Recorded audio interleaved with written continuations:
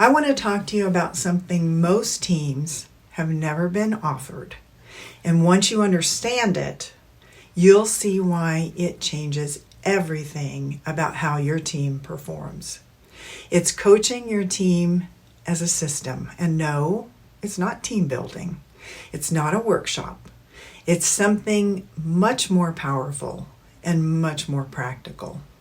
Hi, I'm Beth Strathman. Welcome back to my channel. So let's get into this idea of coaching your team as a system. Here's something I've seen play out many times with teams. Smart, capable people, genuinely dedicated to their company, who sit in the same meetings, work on the same strategy, and somehow keep running into the same walls.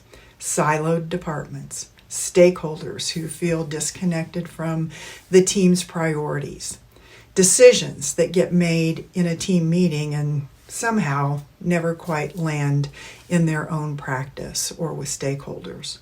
Sound familiar? The instinct when all this happens is to fix the individuals. Send one team member to a leadership course. Bring in a facilitator for a strategy offsite. Maybe even do team building day. And those things can be useful. But here's what most companies miss. The problem often isn't the people. It's the system. Specifically, how the team operates within that system. That's what coaching your team as a system addresses. So, what is that exactly? Well, to start off, let me give you a clearer definition. When you have your team coached as a system, it's a sustained coaching process, working with the whole team over time that helps the teams improve how they function internally and how they engage with everything outside the team. Their stakeholders, the broader organization, their market context, everything. The key word is system. The team is treated as a system nested within other systems. Professor Peter Hawkins at Henley Business School, who's widely considered the global pioneer of a methodology called systemic team coaching, describes it this way. He says the team is not just a group of individuals who happen to share a reporting line. It's a living system with its own patterns, its own culture, and its own relationship to the wider business ecosystem. And coaching that system requires a different approach entirely. His 5-discipline model provides a map of that whole system, from why that team exists to what it's accountable for, all the way through to how it continuously learns and adapts. A systemic team coach using Professor Hawkins' methodology works across all 5 of the disciplines in his model. Now let me address the comparison I hear most often. How is this different from team building? Well, team building is a moment. It builds connection. It creates a shared experience, and it can be genuinely valuable, especially for a new team or one that's been through a rough patch. But team building doesn't usually change the underlying system the team operates in, the patterns that drive underperformance.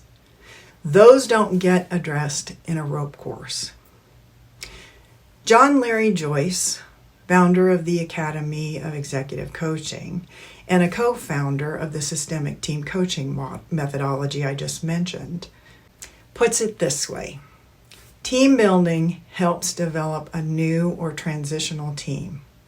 Coaching the team as a system, or systemic team coaching, develops collective confidence over time with direct attention to stakeholder relationships and the team's mandate within the broader business context.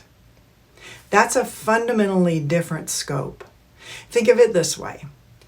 Team building is like a spark. Coaching the team as a system rewires the circuit. One gives you a better day, The other changes how the team performs and leads into the future. Here's what might surprise you about how a systemic team coach works. They don't show up and tell your team what to do. They don't come in to resolve a specific conflict or to deliver a presentation on better communication. They observe. They look for patterns. They sit in on live meetings, the real ones, not specifically arranged coaching sessions, and they pay attention to what's happening in the room. Who drives the agenda? What topics get quietly avoided? How does the team respond to disagreement? Whether the decisions made in the room actually stick once everyone leaves. Professor David Clutterbuck, one of the world's leading researchers in team coaching, reframes this through the lens of complex adaptive systems. He notes that the most significant challenges teams face are not linear problems. They are complex and they are systemic. That means addressing them requires a coach who can see the whole system, not just the surface friction. And importantly, this work happens over time, not a one-day workshop, not a quarterly check-in. It's an ongoing, evolving engagement that deepens as patterns become visible. I want to spend a moment on something that distinguishes truly high-performing teams from adequate ones, and that is stakeholder engagement. Most teams think about their stakeholders, their senior management, their clients or customers, their other employee teams that rely on their work, investors. They see them as external concerns to be managed. Someone owns the relationship, someone else sends the update, yet someone else shows up to the meeting. Coaching a team as a system reframes this entirely. The team, together as a collective, is responsible for actively engaging with and creating value for all key stakeholders, not just reporting to them, not just managing them, but co-creating with them. Peter Hawkins' framework that I mentioned before includes a full discipline called connecting that is entirely dedicated to how the team builds, maintains, and leverages its stakeholder relationships as a unit. Because here's what the research shows. When a team is aligned with what its stakeholders actually need, performance, retention, and organizational agility all improve. Stakeholders notice when teams operate in sync, and it shows up in the results. One of the practical tools of Hawkins' systemic team coaching approach is something called a systems map. And I love this tool because it makes the invisible visible. It's a technique for visualizing the full ecosystem your team operates within.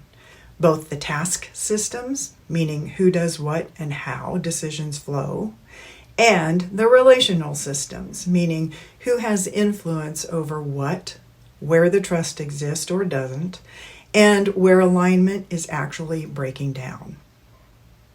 When a team builds a systems map together, something shifts.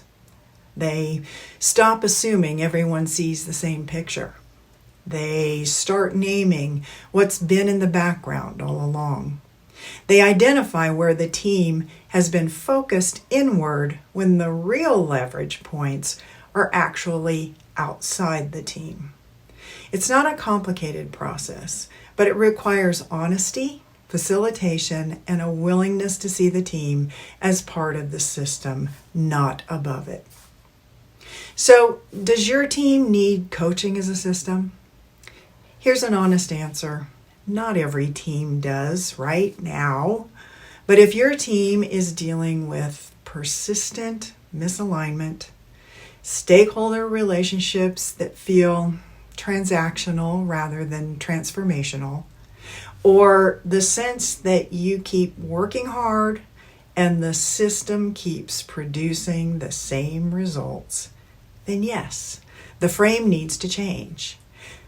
The teams that learn to operate as a system, internally coherent, externally engaged, continuously learning, they're the teams that don't just survive complexity, they lead through it. If this conversation is landing for you, I'd love to keep it going.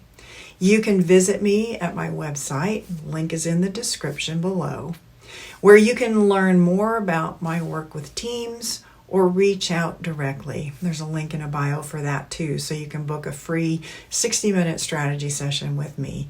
And again, that's down in the link. It's in a link below. It's a no-pressure conversation about where your team is and what kind of support you might actually need to move the needle. If this video was useful, please share it with another leader in your network who's wrestling with team alignment issues, and to subscribe if you want more content like this as we go deep on leadership, teams, and the systems that shape how organizations actually work. I'm Beth Strathman of Firebrand Consulting. Keep leading with clarity, courage, and curiosity. Thanks for watching.